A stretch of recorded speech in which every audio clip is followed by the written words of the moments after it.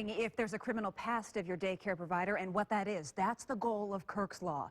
The bill calls for a child abuse offender registry. And today, Rick, it moved forward in the Indiana Senate. Yeah, Jennifer, the bill is named after this boy, 19-month-old Kirk Coleman. The prosecutor said he died at the hands of his Elkhart County daycare provider back in 2014.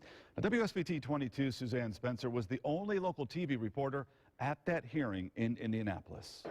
It wasn't until after Kirk Coleman died that his family learned that his daycare provider, Jackie Rolston, was convicted of neglect of a dependent 6 years prior. That victim was also in her home daycare. Kirk Coleman's family wished they knew that sooner.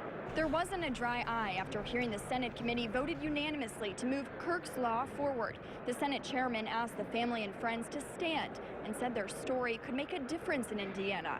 It calls for a child abuse offender registry similar to a sex offender registry.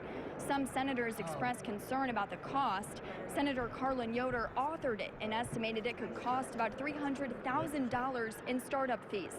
But that could change. Yoder plans to research other funding sources and also who will oversee it. He says it's a need for every community in Indiana so that parents can trust where they take their kids. Hopefully this helps bring some closure to this family to understand that even though this is a horrible, tragic thing that happened, their efforts and their willingness to step up and be bulldogs on this issue are going to save lives in the state of Indiana. The first step, and we're going to continue. We're going to take it all the way.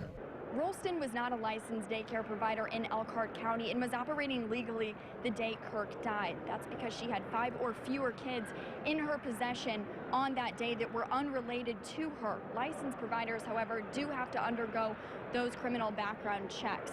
Rolston is scheduled to appear in front of a judge in this case next week. We're in the State House in Indianapolis. Suzanne Spencer, WSBT 22 News.